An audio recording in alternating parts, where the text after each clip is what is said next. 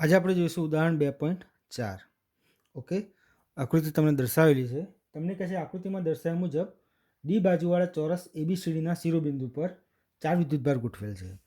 આ એબીસીડી જે ચોરસ છે એના શિરોબિંદુ પર 4 વિદ્યુતભાર ગોઠવેલ છે, પ્લસ ક્યુ, માઇનસ ક્યુ, પ્લસ ક્યુ અને માઇનસ ક્યુ. તો એવું કહે છે તમને કે આ ગોઠવણ પ્રાપ્ત કરવા માટે જરૂરી કાર્ય આપણે શોધવાનું છે. આ ગોઠવણ પ્રાપ્ત કરવા માટે શું શોધવાનું છે? જરૂરી કાર્ય શોધવાનું છે. આપણને ખબર છે કાર્યનું સૂત્ર આપણે આ રીતે લખીએ છીએ, W બરાબર Q ઇન્ટુ V લખીએ છીએ. એટલે કાર્ય શોધવું હોય તો સૌપ્રથમ એ જગ્યાએ વિદ્યુત સ્થિતિમાન આપણે શોધવું પડે. તો આપણે આગળ થિયરી જોઈ ગયા હતા કે 3 વિદ્યુતભારોના તંત્રની સ્થિતિ ઉર્જા. તો એમાં જે વિદ્યુતભાર છે, વિદ્યુતભારને આપણે અનંતર લઈ ગયા હતા અને પછી ત્યાંથી એને એક એક કરીને લાવતા હતા અને એક એક કરીને લાવતા હતા. એક વખત જે કાર્ય થતું હતું એ કાર્યનો કુલ કાર્યનો સરવાળો કરતા હતા અને એના કારણે આપણે શું મળતું હતું? કાર્ય મળતું હતું. એમ એ જ રીતે આ ગોઠવણ તમને આપેલી છે પ્લસ ક્યુ, પ્લસ ક્યુ ને માઇનસ ક્યુ એબીસીડી ઉપર. તો એમાં જે રહેલા વિદ્યુતભાર છે એ વિદ્યુતભારને આપણે પહેલાં અનંત અંતરે લઈ જવા પડશે. એટલે એ વિદ્યુતભારને આપણે પહેલાં અનંત અંતરે મૂકી દેવાના અને ત્યાંથી પછી એક એક કરીને વિદ્યુતભાર લાવવાના. અને એક એક કરીને વિદ્યુતભાર લાવશો, એ પર લાયા, બી પર લાયા, સી પર લાયા, ડી પર લાયા, પછી વર્ક એ વત્તા વર્ક બી વત્તા વર્ક સી વત્તા વર્ક ડી કરશું એટલે ટોટલ વર્ક આપણને મળશે. ટૂંકમાં એ જે કુલ કાર્ય છે એ કુલ કાર્ય જે મળે એ આપણે શું થશે? મુદ્દો થશે કે ગોઠવણી પ્રાપ્ત કરવા માટે કુલ કાર્ય આટલું થશે. તો સૌપ્રથમ આપણે એક કામ કરશું, આ 4 વિદ્યુતભારને આપણે અનંત અંતરે મૂકી દઈશું. Okay, ready. ઓકે, તો આપણે મૂકી દીધા 4 વિદ્યુતભાર પ્લસ ક્યુ, માઇનસ ક્યુ એને આપણે અનંત અંતરે મૂકી દીધા છે. ઓકે, હવે આપણે એક એક કરીને અહીંયા લાવીશું. હવે એક બીજી વસ્તુની જરૂર પડશે. તમને ચોરસની દરેક બાજુની લંબાઈ તમને સ્મોલ ડી આપી છે. ઓકે, હવે એનું જે વિકર્ણ છે એ વિકર્ણના માપની આપણે જરૂર પડશે. એટલે મીન્સ એસી અને જે બીડી છે એને આપણને જરૂર પડશે. તો આપણે એ માપ એકવાર લઈ લઈએ, એની શોધ કરી લઈએ. તો જોજો એકવાર, પહેલાં હું લખી દઉં છું કે AB is equal two BC is equal two CD is equal two AD, અથવા શું લખાય DA, જે લખો તે, ઇઝ ઇક્વલ ટુ DA કે AD ઇઝ ઇક્વલ ટુ શું લખાશે? Small D. 4 બાજુ છે એ બાજુનું માપ કેવું છે? સરખું છે. ઓકે, હવે મારે શોધવું છે બીડી અથવા શોધવું એસી. તો બીડી અને એસીનું માપ કેવું રહે? સરખું રહે. તો ગમે તે એકનું શોધવું ચાલુ. તો જો હું લખું છું અહીંયા કે આ જે ત્રિકોણ છે, ત્રિકોણ BDCમાં જોજો એકવાર ધ્યાનથી, ત્રિકોણ BDCમાં આ કાટખૂણો છે. ઓકે, આ શું છે? કર્ણ છે. નિયમ શું કહે છે? કર્ણનો વર્ગ બરાબર બે બાજુના માપનો વર્ગનો સરવાળો. એટલે લખી શકાય BD square is equal two BC square plus CD square. એનો મતલબ એવો થાય કે ડી સ્ક્વેર વત્તા શું થશે? D square. એનો મતલબ થશે 2D સ્ક્વેર. એટલે BD square is equal to શું થશે? 2D square. એનો મતલબ થાય કે BD ઇઝ ઇક્વલ ટુ વર્ગમૂળ લઈ લો √2 શું થશે? ડી થશે. Okay, ready. હવે આપણને ખબર છે કે બીડીનું માપ અને એસીનું માપ કેવું છે? સરખું છે. તો તમે લખી શકો કે AC is equal to BD is equal to શું થશે? √2D થશે. તો આપણે આ બે માપની જરૂર પડે એ વખત આપણે વધારે પડતું ગણવું ના પડે.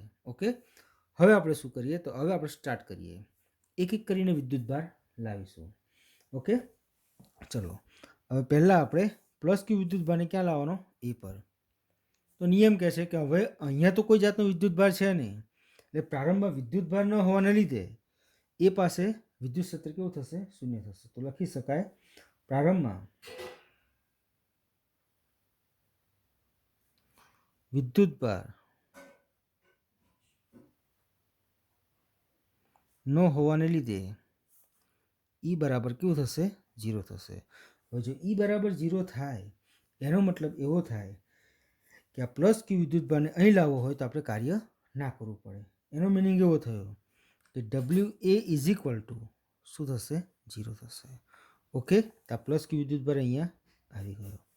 ચલો, એક વિદ્યુતભાર આવી ગયો. રેડી.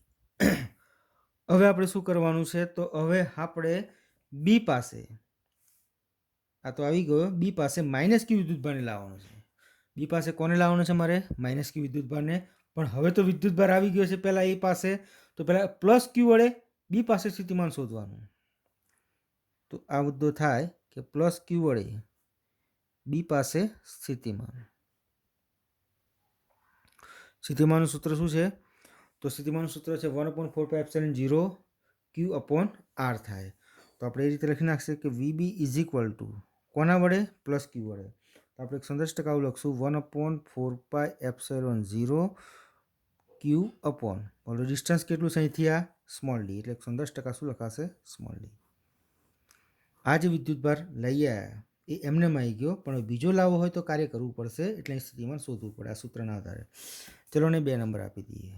તો હવે લખાશે કે માઇનસ ક્યુને બી પર લાવતા કરવું પડતું કાર્ય. તો અહીં લખાશે work B is equal to, સૂત્ર શું છે સ્મોલ ક્યુ ઇન્ટુ વી. ક્યુ એટલે કયો તો જેને લાવો છે, તો કોને લાવીએ છીએ આપણે માઇનસ ક્યુને ને, તો માઇનસ ક્યુ ઇન્ટુ શું લખાશે બી પાસે સ્થિતિમાન વીબી. ઓકે ચલો, તો માઇનસ ક્યુ 1/4πε0 ક્યુ પણ શું થશે સ્મોલ ડી. એનો મતલબ એવો થાય કે work B is equal two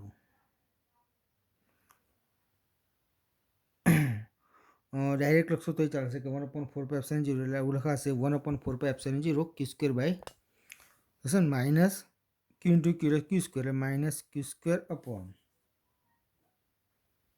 4πε0 small D. Okay, ટૂંકમાં બીજું વિદ્યુતભારનું પણ કાર્ય આવી ગયું અને આપી દઈશું આપણે નંબર 3. ચલો હવે આ વિદ્યુતભાર પણ આવી ગયો છે. ઓકે પત્યું, રેડી. હવે શું છે, તો હવે તમારે આ કેપિટલ ક્યુ વિદ્યુતભાર પ્લસ ક્યુ વિદ્યુતભાર પ્લસ સ્મોલ ક્યુ વિદ્યુતભાર છે એને તમારે સી પર લાવવાનું. હવે સી પાસે તો પાછું જોર વધી ગયું એટલે એનો મતલબ એવો થયો કે પ્લસ ક્યુ છે એનું પણ સ્થિતિમાન આવશે અને માઇનસ ક્યુનું પણ સ્થિતિમાન આવશે.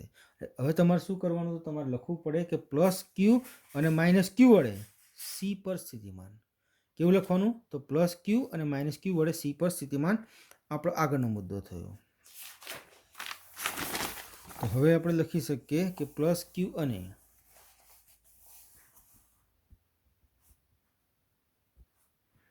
માઇનસ ક્યુ વડે સી પાસે સ્થિતિમાન.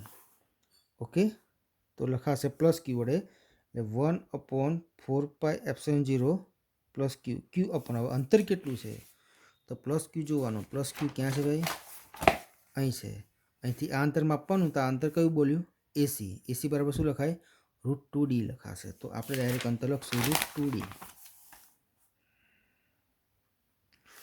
વત્તા કોના વડે માઇનસ ક્યુ વડે, તો વત્તા ઓછા શું થઈ જશે ઓછા 1/4π. આપણે પ્લસ જ કર્યું છે, આપણે એવું હોય તો બતાવી દઈએ અહીંયા એકવાર 1/4π0 સ્મોલ ક્યુ અપોન, ચલો માઇનસ ક્યુ વડે ને, તો આ ડિસ્ટન્સ કેટલું છે, તો આ ડિસ્ટન્સ છે સ્મોલ ડી.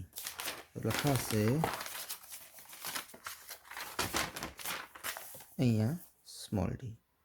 ઓકે, તો ટૂંકમાં લખી શકાય VC is equal to 1/4πε0 Q/√2d minus 1/4πε0 Q/સ્મોલ ડી.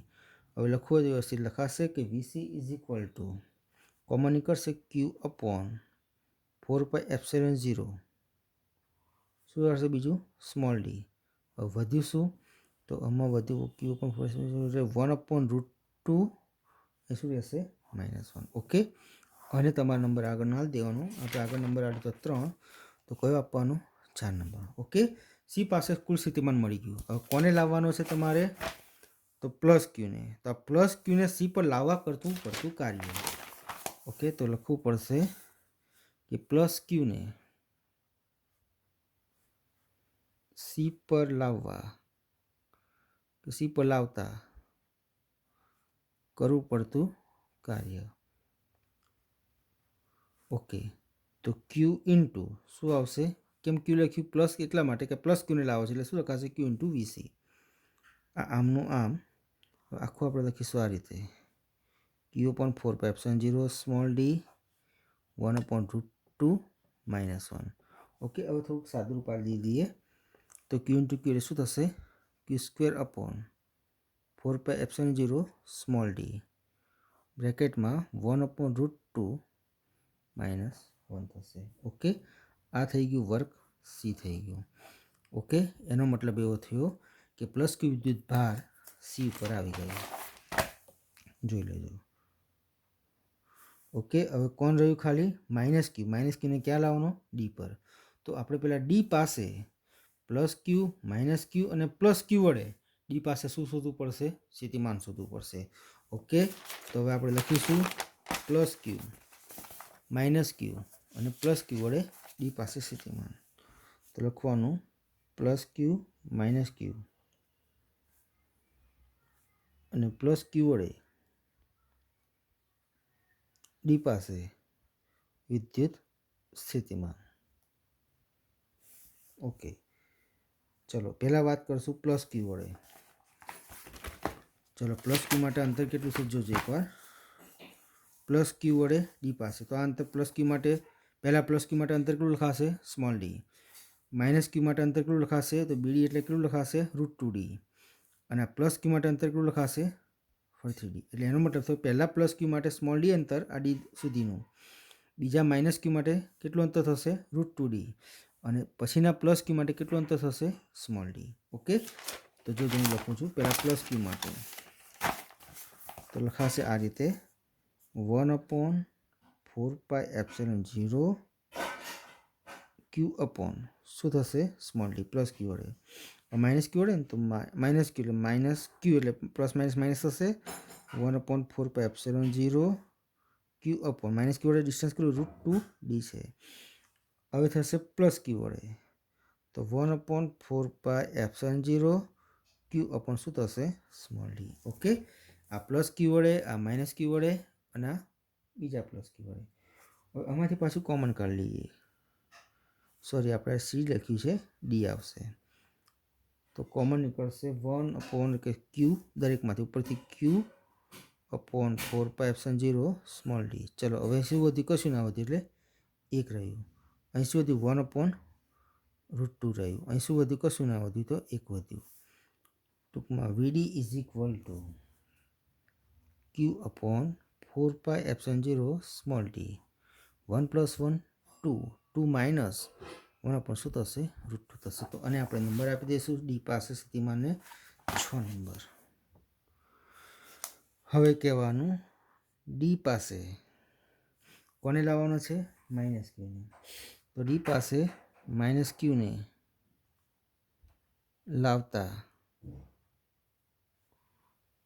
કરવું પડતું કાર્ય. ઓકે, જોઈ લેજો એકવાર. માઇનસ ક્યુ ઇન્ટુ શું થશે? વીડી. માઇનસ ક્યુ, વીડી છે ક્યુ અપોન 4πε0 2 - 1/√2. ઓકે, તેનો મતલબ થશે minus Q square upon 4πε0 2 - 1 upon શું થશે? √2 થશે. કે આપણે સ્મોલ ડી લખવાનું રહી ગયા છે. ઓકે, તો આ થઈ ગયું તમારે નંબર 7. ઓકે, હવે તમે કહી શકો કુલ કાર્ય શોધી શકો છો.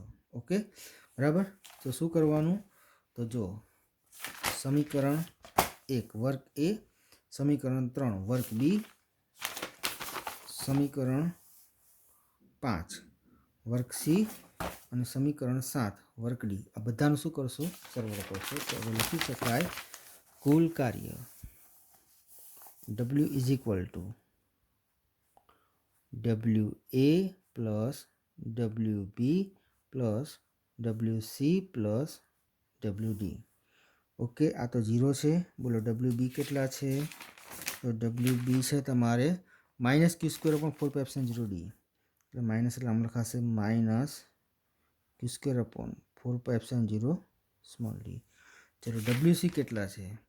તો ક્યુ સ્ક્વેર અપોન 4πε0d 1/√2 - 1 લખશો આપણે Q square upon 4πε0 small d 1/√2 - 1.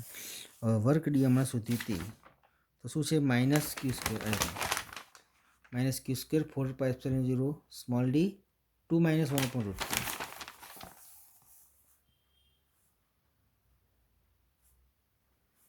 Okay, add કરવાનું છે તો તો minus Q square upon 4πε0 small d 2 minus 1 upon √2 થઈ ગયું. ચલો આ વર્ક એ, આ વર્ક બી, આ વર્ક સી અને આ વર્ક શું મળ્યું? ડી મળ્યું. ચલો હેડો હવે જુઓ આ દરેકમાંથી કોમન નીકળશે. શું નીકળશે? તો ક્યુ સ્ક્વેર અપોન 4πε0 સ્મોલ ડી.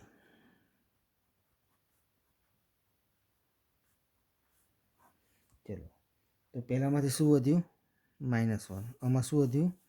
તો +1/√2 -1 +1/√2 -1. ઓકે. ચલો આમાં શું વધ્યું? તો માઇનસ નિશાની જોવાની. -2 માઇનસ માઇનસ પ્લસ 1/√2. ઓકે. હવે સાદુરૂપ આપીએ તો ક્યુ સ્ક્વેર અપોન 4πε0 સ્મોલ ડી. ચલો -1 -1 -2 એ શું થશે? -4. 1/√2 + 1/√2. તો હું પહેલાં એ લખું 1/√2 + 1/√2 2/√2 થશે. બરાબર. ઓકે. -1 -1 -2 એટલે શું થશે? -4. હજુ પણ સાદુરૂપ વ્યવસ્થિત આપવું હોય તો આપી શકાશે. જોઈ લેજો.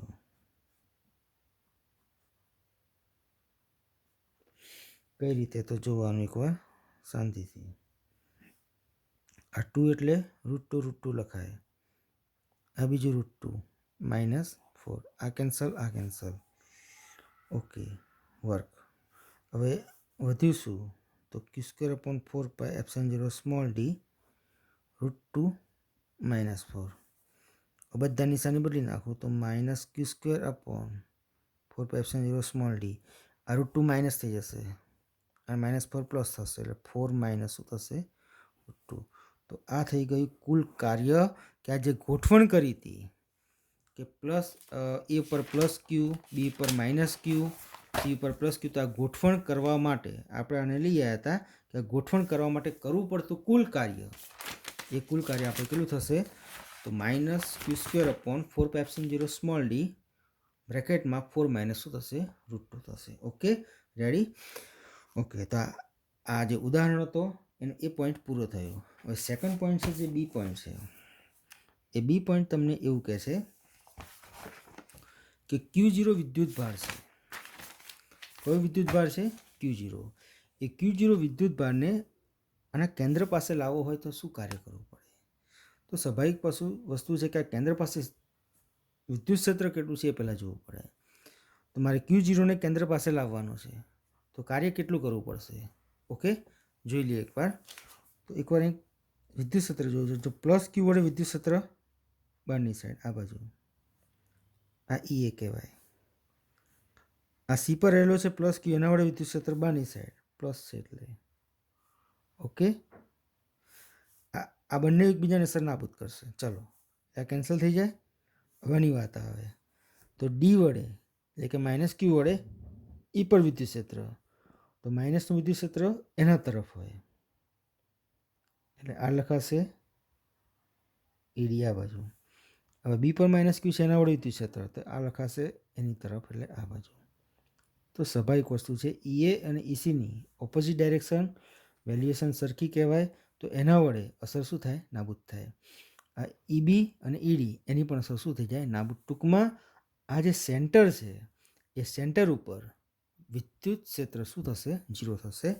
તેથી Q0 નહીં લાવશો તો કોઈ જાતનું કાર્ય કરવું પડે નહીં. તો અહીંયા આપણે લખી શકીએ છીએ કે ચોરસના કેન્દ્ર પાસે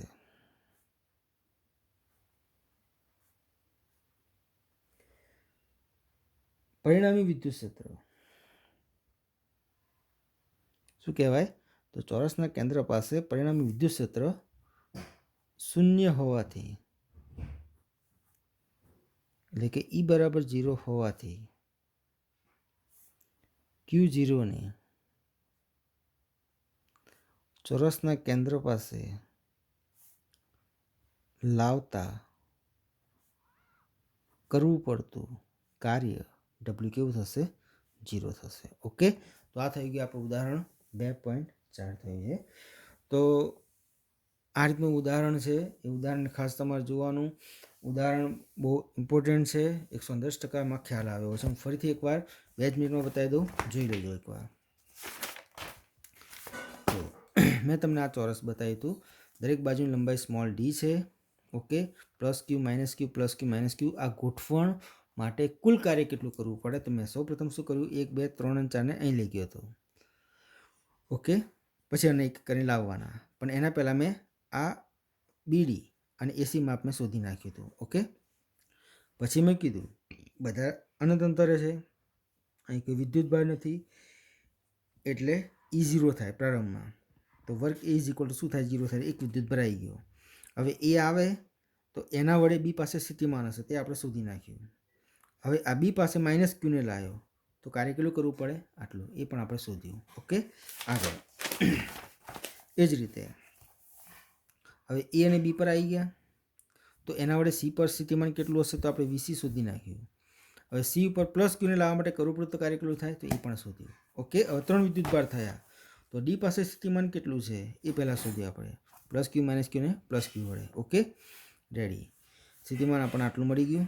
હવે પેલા માઇનસ ક્યુને લાવ્યા ડી પાસે તો કાર્ય કેટલું કરવું પડે? આટલું. હવે આ 4 કાર્યનો મેં શું કર્યો? સરવાળો કર્યો અને થોડુંક સાદું રૂપ આપ્યું. તો મને જવાબ શું મળ્યો? આટલું મળ્યો. ઓકે, હવે ચોથો મુદ્દો એવો હતો કે Q0 વિદ્યુત ભારને કેન્દ્ર ઉપર લાવતું કેટલું કાર્ય કરવું પડે? તો મેં તમને ડાયાગ્રામમાં બતાવ્યું. જોજો, આ પ્લસ ક્યુ વડે વિદ્યુત ક્ષેત્ર આ બાજુ, આ પ્લસ ક્યુ વડે આ બાજુ, અસર કેવી થઈ? નાબૂદ થઈ. આ માઇનસ ક્યુ વડે વિદ્યુત ક્ષેત્ર એની બાજુ અને આ માઇનસ ક્યુ વિદ્યુત ક્ષેત્ર એની બાજુ, આ પણ કેવું થયું? ઓપોઝિટ. અસર કેવી થઈ? નાબૂદ થઈ. તો આ કેન્દ્ર પાસે વિદ્યુત ક્ષેત્ર 0 છે, જેથી કરીને Q0ને કેન્દ્ર પાસે લાવવા માટે કરવું પડતું કાર્ય કેવું થશે? 0 થશે. ઓકે, 110% દાખલો બહુ સરસ છે અને બહુ સરળ દાખલો છે. થોડોક સાધારણ લાંબો છે પણ 110% ખ્યાલ આવે એવો. જેવી આપણે થિયરી સમજ્યા છે એ જ પ્રકારનો એક્ઝામ્પલ છે. ઓકે, કાલે આપણે એક નવી થિયરી જોઈશું. એ થિયરી આપણે કાલે જોઈ લઈશું કે બાહ્ય વિદ્યુત ક્ષેત્રમાં એક જ વિદ્યુતભારની સ્થિતિ ઉર્જા અને 2 વિદ્યુતભારની તંત્રની સ્થિતિ ઉર્જાની એક થિયરી છે. એ થિયરી 110% આપણે કાલે જોઈ લઈશું. Okay, ready. મહેરબાની કરીને આ ચોપડામાં વ્યવસ્થિત દાખલો લખજો. જો આના ઉપરથી કંઈક એક્સ્ટ્રા દાખલો બને એવો હશે તો 110% હું તમને લખીને મોકલાવી આપીશ. Okay, ready.